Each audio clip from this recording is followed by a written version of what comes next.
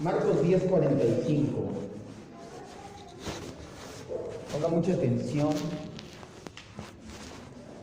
Este es el tema más controversial del calvinismo, la expiación limitada. Lo vamos a ver en dos partes.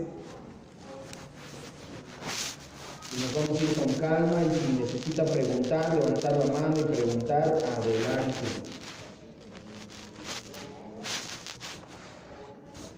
Se vale preguntar todo lo que ustedes quieran. Lo que no se vale es que únicamente digan, no, ese no es mi Dios, así yo no creo que sea. No es lo que creamos, es lo que la Biblia dice. Entonces, si usted no se quiere dejar renovar su mente con esta palabra, yo entiendo, al principio es difícil, el orgullo humano nos hace sentir nada cuando vamos estudiando las doctrinas de la gracia, pero después de que nos humilla nos hace bien porque nos deja a los pies de Cristo. Marcos 10:45 dice la Escritura: porque el Hijo del Hombre no vino para ser servido, sino para servir y para dar su vida en rescate, y subráyele ahí, por muchos. Vamos a orar, cierre sus ojos. Señor y Dios, te damos gracias, pues esta noche nos permites escudriñar tu palabra, que es viva y eficaz, nos permites llenarnos de ella. Te rogamos, Espíritu Santo, que traigas esta palabra no solamente a nuestra mente, sino a nuestro corazón, que quites todo prejuicio, que quites todo obstáculo, que quites todo impedimento, que tu palabra sea derribando fortalezas, altivez, orgullo, obstinación propias de la mente carnal humana. Que tu palabra, y solamente tu palabra, sea la que nos confronte, nos forme verdaderamente la imagen del Dios de la Biblia, no el Dios de la imaginación que habíamos tenido, sino el Dios de la Escritura, todopoderoso y soberano. Esa es nuestra oración específica el día de hoy. Gracias, Padre, en el nombre de Cristo te decimos amén. Las últimas dos clases estamos hablando de un tema llamado soteriología, la doctrina de la salvación. Este es el tema número 11. En las últimas dos clases, lo voy a retomar para que sepamos bien y liguemos con de qué estamos hablando. Tratamos acerca del sistema soteriológico al cual nosotros como iglesia nos apegamos. Nosotros no somos arminianos, no somos amiraldianos, no somos pelagianistas, no somos arianos, no somos wesleyanianos, no somos semipelagianistas. Y si usted piensa con qué se come todo eso que dice el pastor, entonces entre a las enseñanzas para que recuerde lo que estuvimos hablando. Nosotros nos apegamos al llamado calvinismo, tulip o doctrinas de la gracia. El primer punto en este sistema, la T de depravación total del ser humano. El pecado en el ser humano, entendimos, es universal, todo el mundo es pecador, pero a la vez es personal, no es todos como masa, sino cada individuo en lo personal. El pecado en el ser humano es gradual, pero también es total. ¿Qué significa que es gradual? Que poco a poco vamos degenerando más, pero al mismo tiempo es total. Cuerpo, alma y espíritu han sido invadidos. No que somos las peores personas que podamos ser, no es así. Se acaba de ver tan solo hace unas semanas, unos días, con la situación del sismo aquí en la Ciudad de México, que mucha gente no salió a hacer daño, a matar a los demás. Mucha gente sí salía a ayudar a sus vecinos. No estamos hablando de la depravación total, que somos lo más malo que podamos ser. ¿Se oye mal? Creo que está haciendo... Es la bocina, es el cable atrás.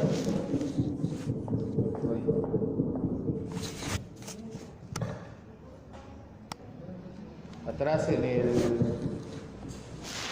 este. No. Aquí estamos, no se fije, ahorita lo arreglé, si no me lo quito, pues total, si no ya siempre. Si el domingo prediqué desde allá atrás. Por algo Dios le dio un chorro de voz. Y no soy Jorge Negrete. Por eso es que nosotros dependemos totalmente. Vamos a retomar. Entendimos la T, total depravación. Todos somos pecadores. Por eso es que dependemos totalmente de la gracia de Dios para ser redimidos. No podemos redimirnos nosotros mismos. Dios, lo entendimos también, habiendo predestinado esta situación, porque Él fue el que la predestinó, extiende su gracia, extiende un favor inmerecido para rescatar a algunos seres humanos, elegidos desde antes de que la tierra fuera formada. Y al hacerlo, también entendimos que pasa por alto a otros seres humanos, a ellos no los rescata. Y aunque muchas veces el sentimentalismo nos invade, entendemos que Dios es totalmente libre y soberano de elegir a quien salva y quien se pierde eternamente en sus pecados. Sin embargo, sabemos por la Escritura que los predestinados a perdición, porque esto no significa, Dios predestinó a alguien para ser perdido, entonces esa persona le puede reclamar a Dios, esa persona no tenía opción. Eso ya entendimos que no es así, que esas personas son totalmente responsables por sus actos pecaminosos. No pueden achacar a Dios su estado depravado ni su justa condenación, porque fueron creados moral, intelectual y espiritualmente responsables de cada una de sus acciones. El siguiente punto para estudiar en el acrónimo del TULIP es la L, Limited Expiation, o que en español entendemos como la expiación limitada. Este es todavía más controversial que el punto anterior. Como ya lo entendimos, hay algunos grupos que se consideran calvinistas de 4 puntos. ¿Por qué? Porque hacen a un lado la expiación limitada. Te dicen, yo no tengo problemas con la T, con la U, con la I, con la P. Yo no tengo ningún problema con que todos somos depravados, con que Dios elige a quien Él quiere. Yo no tengo problema con que Él me mande llamar como Él quiere. Yo no tengo problema con que Él me guarde de perderme. Pero sí tengo problema con que digas que Cristo no murió de la misma manera por todas las personas. ¿Qué enseña y qué no enseña la expiación limitada? Es muy importante saberlo, porque mucha gente no la estudia a fondo y esto ha creado malos entendidos y muchas objeciones a las doctrinas de la gracia. Muchas personas definitivamente dicen, yo no creo en las doctrinas de la gracia porque no creo que mi Dios no haya mandado a Cristo a morir por todos. Eso es antibíblico. Y lo dicen porque no se dan el tiempo de sumergirse verdaderamente en esta doctrina. Por eso hoy vamos a ver la enseñanza y la próxima clase vamos a ver los pasajes que muchos utilizan o que dicen que contradicen lo que nosotros creemos o lo que la Biblia explícitamente nos marca. Lo vamos a ver en 2 partes. Ahora vamos a empezar. Déjenle anoto aquí, expiación limitada.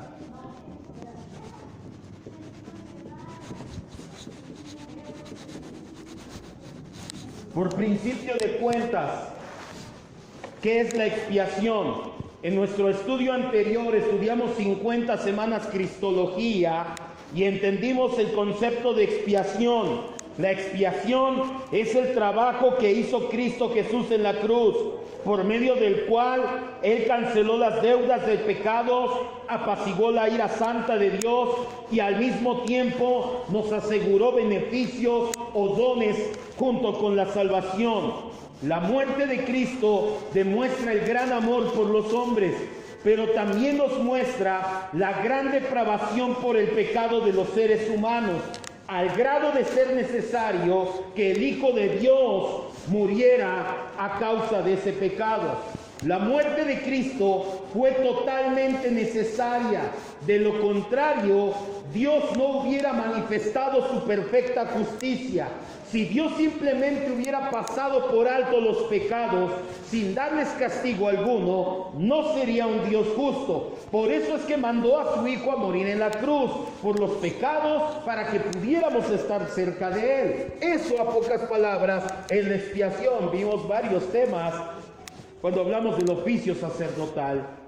La expiación la vimos tipificada o representada muchas veces en el Antiguo Testamento y la vemos consumada con la muerte vicaria. Y acuérdense de esta palabra, vicaria, o vicario es sustituto.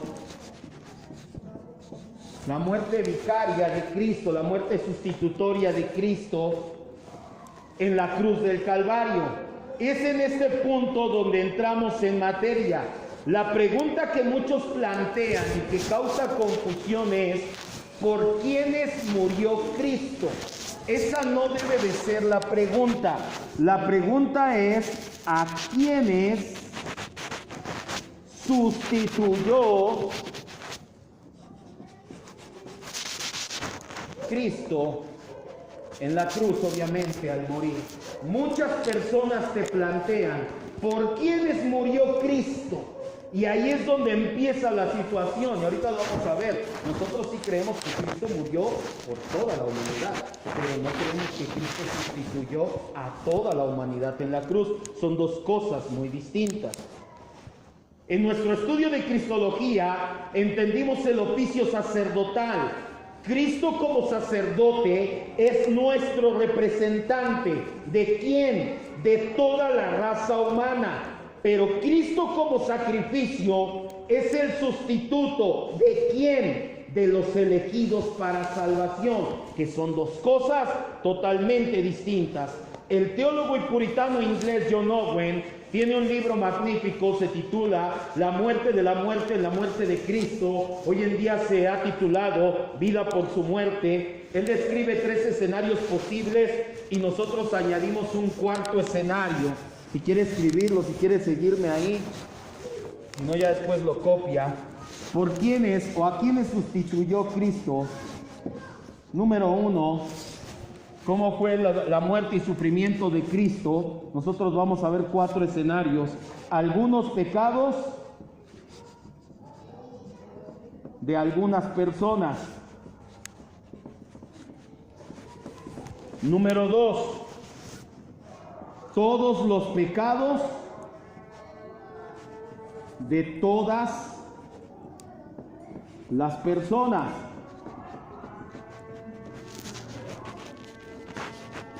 Número 3, algunos pecados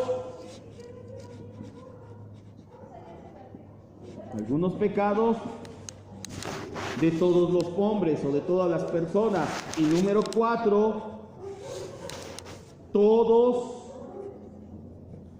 los pecados de algunos hombres o algunos seres humanos. ¿Por quiénes murió y sufrió Jesucristo en la cruz del Calvario? ¿A quiénes sustituyó? ¿Algunos pecados de algunas personas? ¿Todos los pecados de todas las personas? ¿Algunos pecados de todas las personas? ¿O todos los pecados de algunos hombres? En la primera opción, en esta opción, de hecho prácticamente nadie la tiene, nadie se apega, un Dios que falla. ¿Se acuerda que nosotros entendimos el decreto divino? ¿Sí estamos aquí? ¿Se acuerda que ya vimos que Dios tiene todo decretado desde la eternidad? ¿Qué había decretado Dios? La creación, la caída del ser humano, pero había decretado también la redención del ser humano. Pero si Él pagó por algunos pecados de algunos hombres, su plan falló. Entonces sería un Dios que falla. Ese definitivamente ni los arminianos están tan tronados para creer en ese Dios. Entonces ahí sí, ni ellos creen en eso. La segunda opción, si pensamos que Cristo murió por todos los pecados de todos los hombres, que es lo que nos han hecho creer mucho tiempo, que es decir, que Cristo murió por toda la humanidad de la misma manera, estaríamos creyendo una mentira, porque es la base del universalismo. Si Cristo murió por todos los pecados de todas las personas, quiere decir que no importa que seas ateo, que seas satanista, que seas testigo de Jehová, que seas y hagas lo que quieras, de todos modos cuando te mueras, Cristo pagó por todos tus pecados, te vas a ir al cielo. Si es así, no, contradice grandemente la Escritura. El universalismo es herejía, de hecho. También pero bueno. Además, aquí, si Cristo murió por todos los pecados de todos los seres humanos, ¿por qué no todos se salvan? Esa pregunta también se plantea. Muchos dicen, porque no todos creen en Él. La respuesta no es otra que el hecho de que el pecado de incredulidad los ciega. De ser así, la pregunta es, ¿acaso no iba aquí el pecado de incredulidad? Se supone que pagó por todos los pecados, también la incredulidad. Pero a la hora que pagó por el pecado de incredulidad, no le alcanzó porque no todos creen. O quiero que me vean, ¿todo el mundo cree en Cristo? ¿En su familia, en su casa, todos creen en Cristo como Salvador, como Señor? No, vaya, ¿todos son salvos? Todos creen medianamente en Cristo, sobre todo ahora que se viene la Navidad, ahora que se viene Semana Santa, todos creen. Pero ¿por qué no todos son salvos? ¿Por qué no todos actúan como salvos? Porque son incrédulos. A ver, pero ¿no se supone que Cristo pagó por todos los pecados, incluida la incredulidad? Entonces, ¿qué pasaría ahí? Nuevamente sería un Dios que falla. De esa pregunta se desprende la tercera opción. Cristo murió de igual forma por todos los hombres, pero no por todos sus pecados.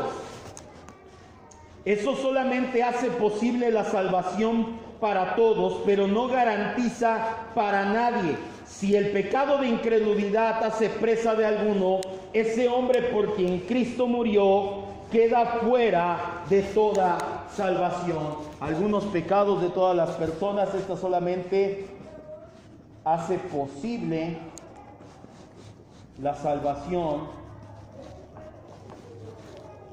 pero no la garantiza.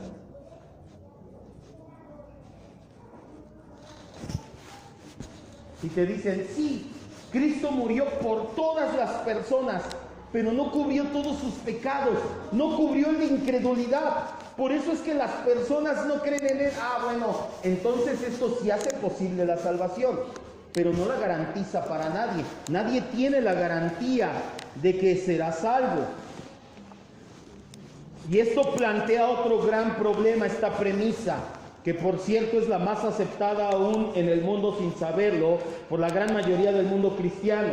El problema es que si solamente es posible la salvación, en este caso la muerte de Cristo, no quita la ira de Dios de ninguna persona.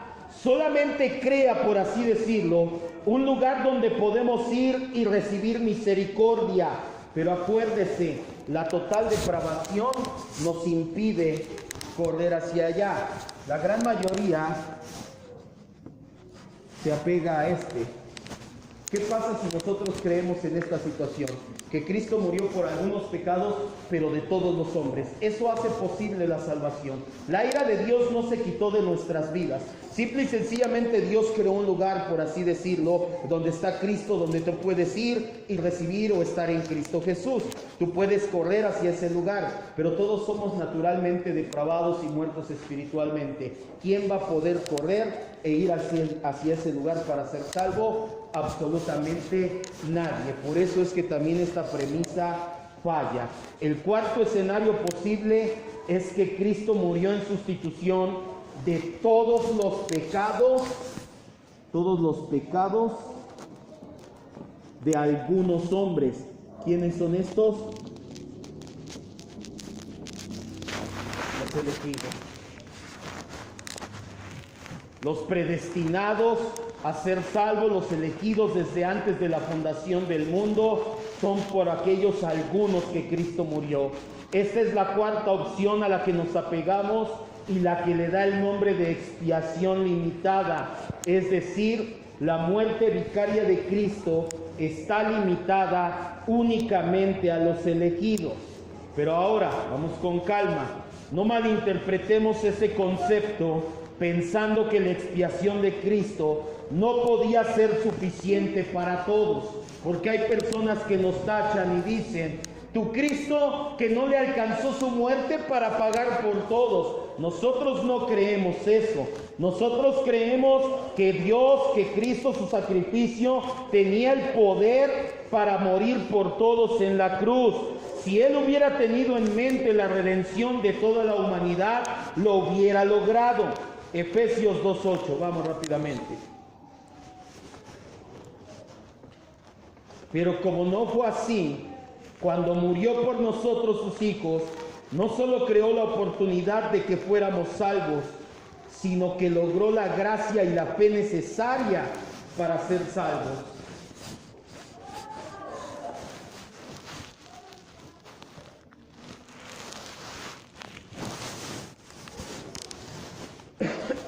¿Qué dice Efesios 2:8? Porque por gracia son salvos por medio de la fe, y esto no de ustedes, pues es don de Dios. Así es. ¿Se acuerdan que vimos en Cristología que el Señor Jesucristo, cuando murió y resucitó, Él fue premiado con varios dones, uno de ellos la salvación, los dones que trajo a los hombres? No estamos hablando de lenguas y de todo eso, fue la fe, fue la gracia, fueron los dones que hacen posible nuestra salvación. Nosotros no solamente creemos que hay un escenario donde es posible ser salvos, nosotros creemos que como Cristo murió por todos los pecados de los elegidos, Él nos dota de la fe y la gracia necesaria para creer en Él. Vamos más a fondo. Debemos de aprender a diferenciar entre suficiente y eficiente. La muerte de Cristo es suficiente para todos los seres humanos, pero es eficiente para los elegidos, que son dos cosas totalmente distintas. Si Dios lo hubiese decretado desde la eternidad pasada, si Dios su decreto fuera que todos los seres humanos fueran salvos, su sacrificio hubiera sido suficiente. Pero sabemos que no fue ese su decreto. Sabemos que Él decretó que solamente los elegidos serían salvos. Por eso afirmamos que aunque el sacrificio de Cristo es suficiente para todos, su muerte es solamente eficiente para los elegidos a salvación.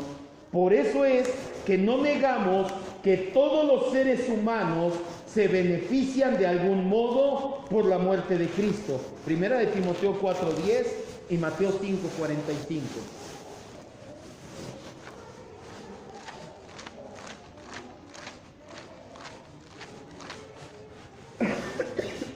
Primera de Timoteo 4:10.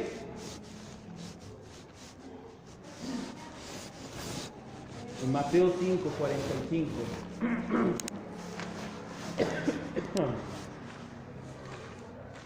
¿Sí vamos bien hasta aquí? ¿Sí seguros? Sí, pero no vuelvo a venir a esta iglesia donde no creen en mi iglesia. No vuelvo a asistir a una iglesia donde no creen que Cristo murió por todos.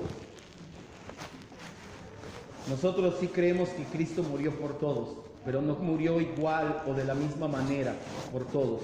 Su sacrificio es suficiente para la humanidad, pero eficiente para algunos que son los elegidos.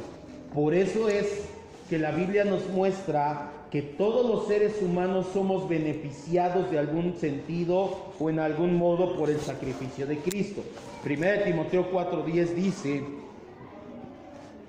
que por esto mismo trabajamos y sufrimos oprobios, porque esperamos en el Dios viviente, que es salvador de ¿quién? Pero después dice, mayormente de los que creen.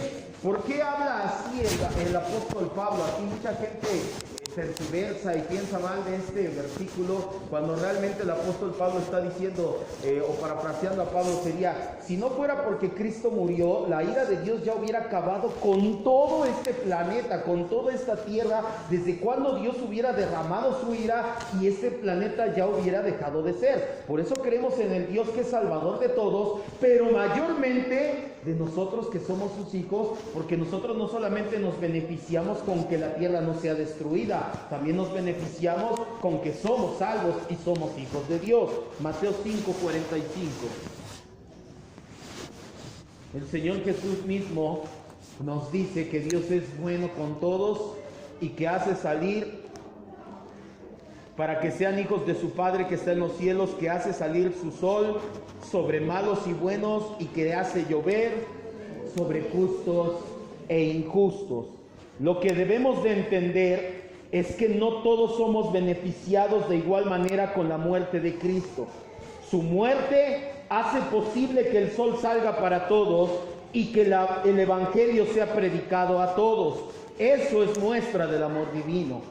¿Qué hay entonces con la frase? Algunos se escudan y dicen, pastor, eso no puede ser cierto porque Dios ama al pecador pero aborrece el pecado. Entonces, ¿qué no Dios ama a todos los pecadores en el mundo?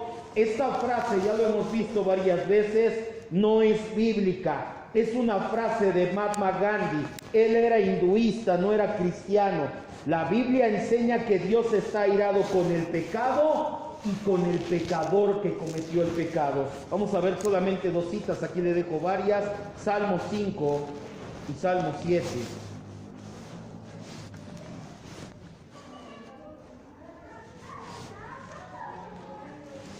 Salmo 5, 4 al 6 y Salmo 7, 11.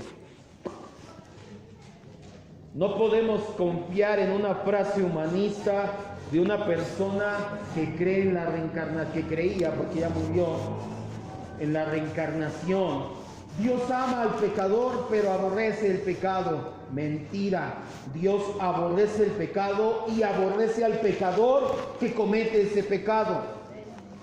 Salmo 5, del 4 al 6 dice, porque tú no eres Dios que se complace en la maldad, el malo no habitará junto a ti, los insensatos no estarán delante de tus ojos. Aborreces, ¿qué significa aborrecer? Odiar, odias a los que hacen maldad, destruirás a los que hablan mentira, al hombre sanguinario y engañador abominará el Señor. Sí, aquí dice que Dios ama al pecador, nada que ver. Salmo 7, 11.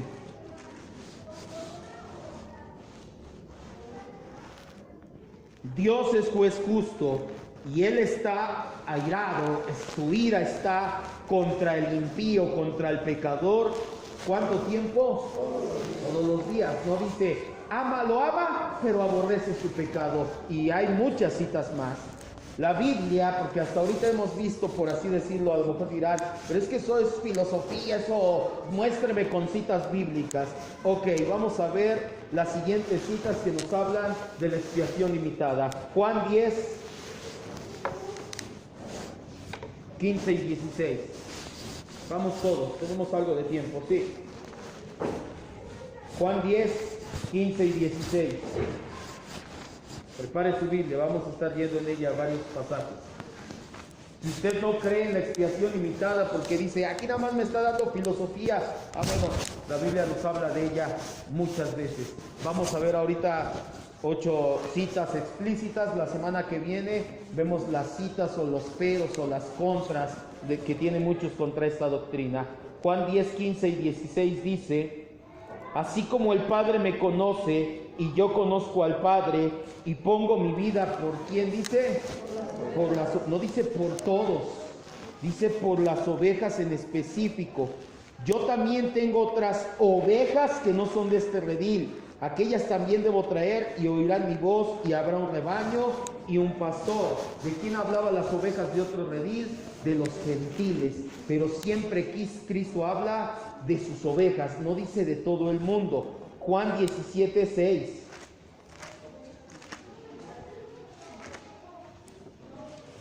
Y ahí mismo el 9 y ahí mismo el 19.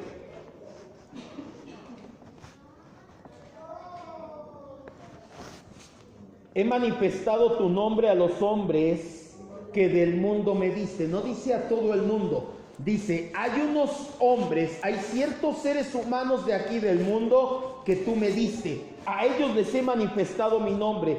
Tuyos eran, desde la eternidad pasada los elegiste y me los diste y han guardado tu palabra. Versículo 9. Yo ruego por esos hombres, no ruego por todo el mundo, sino por los que me diste, porque son tuyos, tú los predestinaste. Y versículo 19 de ahí mismo dice, y por ellos yo me santifico. Y esta es la parte importante, porque Jesucristo, la santidad que Jesucristo tenía o tiene, fue lo que hizo que ganara los dones de salvación. ¿Para quiénes?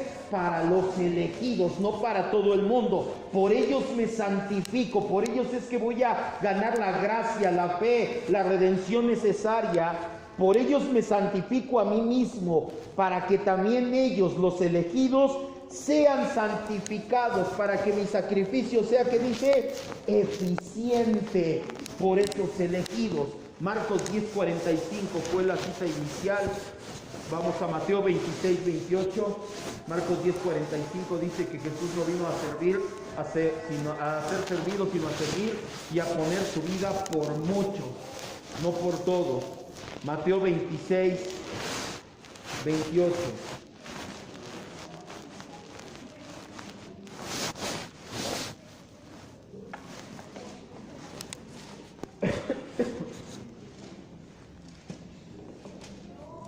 Mateo 26:28 dice: porque esto es mi sangre del nuevo pacto, y ahí subraye, que por muchos es derramada para perdón de pecados. No dice por todos, por toda la humanidad. ¿Por quién derramó eficientemente su sangre Cristo? Por los elegidos nada más. Eso es lo que quiero que quede claro el día de hoy. Efesios 5:25.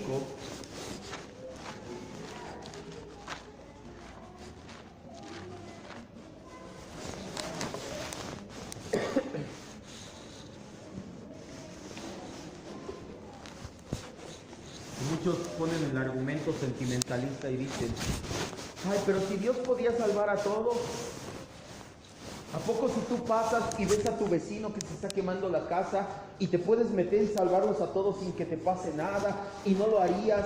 ¿Verdad que sí lo harías? ¿Cuánto más Dios que puede salvar a todos? Eso es sentimentalismo. Que no se les olvide, Dios es 100% amor y 100% soberano al mismo tiempo.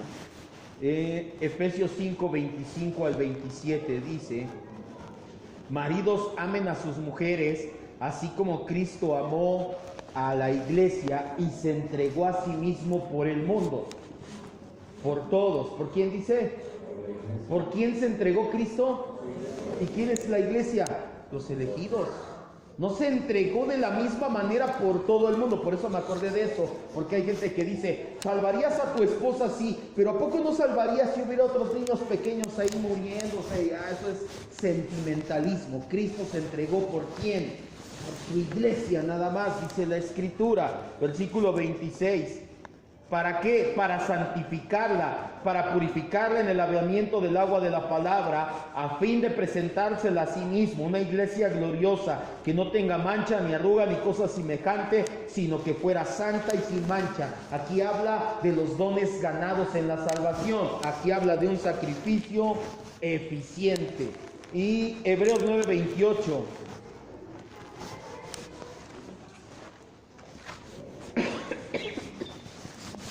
Por eso es que nosotros no solamente creemos que hace posible la salvación,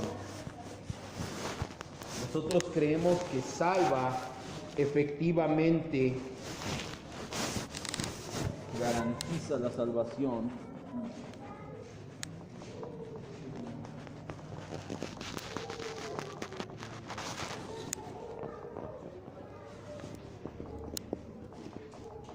Olvido ponerle: garantiza la salvación de sus elegidos. Hebreos 9:28 dice la Escritura: así también Cristo fue ofrecido una sola vez para llevar los pecados de ¿quiénes? No dice de todos. La Escritura es clara. Si la redención fuera universal, diría para llevar todos los pecados de todas las personas. Isaías 53:11 y 12.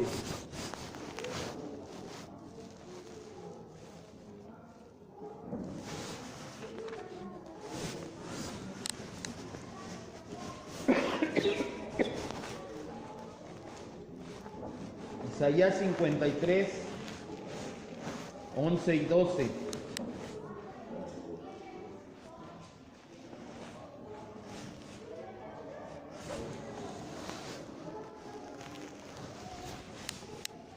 Verá el fruto de la aflicción de su alma. ¿Cuál es el fruto de la aflicción de su alma? La salvación obtenida.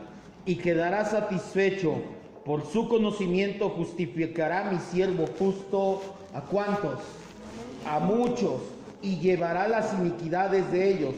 Por tanto, yo le daré parte con los grandes y con los fuertes repartirá despojos, por cuanto derramó su vida hasta la muerte y fue contado por los pecadores, allí, habiendo él llevado el pecado. Nuevamente, ¿de cuántos dice? De muchos, y orado por los transgresores. Y por último, Tito 2:14. Se da cuenta que no es una doctrina aislada, es una doctrina que si nosotros escudriñamos más a fondo la Escritura. ¿Y sabe por qué? Ahorita vamos a Tito 2:14. ¿Sabe por qué pasa esto? No recuerdo quién fue el que dijo, si fue Paul Walker, no sé quién fue el que dijo que realmente el cristiano debe de anhelar estudiar la palabra de Dios seriamente, porque si no siempre te vas a quedar en el kinder. Es como si yo voy al kinder y le empiezo a decir a un niño de kinder, mira, tienes que hacer estas integrales y estas derivadas, mira, así se hace, y el niño se pone a hacer berrinche y, no, pues yo nada más conozco los números. O por ejemplo, cuando entré a la secundaria, que las ecuaciones te empiezan a decir A más B igual a C, y yo decía, bueno, ¿y dónde quedaron los números? A mí me habían enseñado las matemáticas con números, ¿dónde quedaron los números? Pero en la medida que vas madurando, que vas creciendo, que vas entendiendo, te das cuenta que eso sustituye a los números y que ya no es 1 más 1 igual a 2, que puede decir A más B igual a N cantidad de resultados. ¿Por qué le digo todo esto? Porque mucha gente dice, es que no se ve clara esta situación. ¿Por qué no lo entendíamos antes? Porque mucha gente no considera el estudio serio de la palabra como algo base en su vida.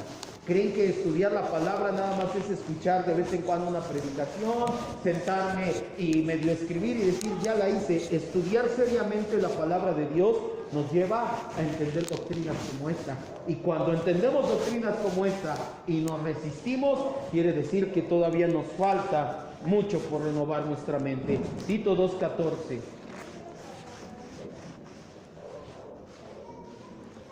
Dice la Escritura, quien se dio a sí mismo, en el versículo 13 dice, nuestro gran Salvador Jesucristo, que se dio a sí mismo por nosotros para redimirnos de toda iniquidad y purificar para sí un pueblo propio. No dice a toda la humanidad, sino a quién, a un pueblo específico, hablando de su iglesia, celoso de buenas obras. ¿Qué pasa con textos como Juan 3:16? O Primera de Juan 2:2. Vamos a Primera de Juan 2:2.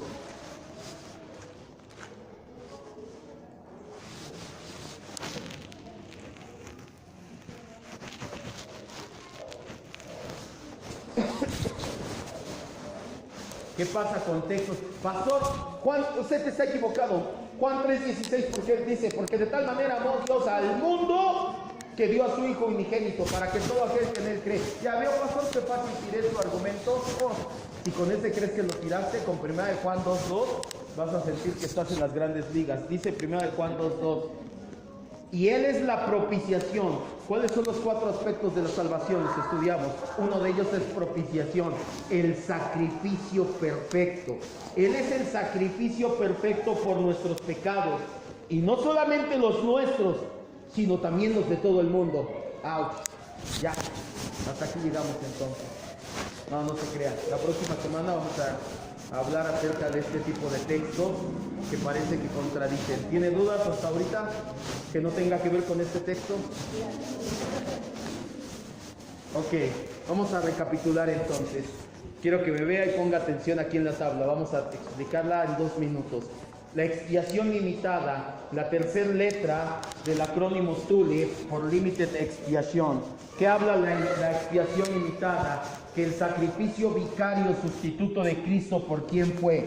¿Por algunos pecados de algunas personas? No, ese es un Dios que falla.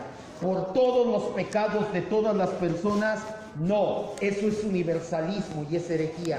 Por algunos pecados de todas las personas, tampoco, porque hace posible la salvación, pero no la garantiza para nadie.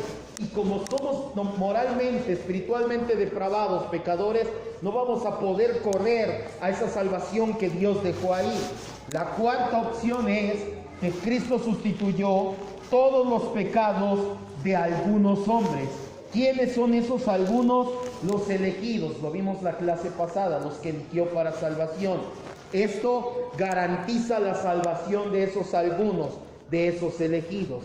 Tenemos que aprender a diferenciar entre el sacrificio de Cristo suficiente para todo el mundo, que todos nos beneficiamos de una u otra manera por el sacrificio de Cristo, pero el sacrificio eficiente, que es solamente por sus elegidos, por aquellos que Él decretó que deberían de ser salvos en su sola y soberana voluntad.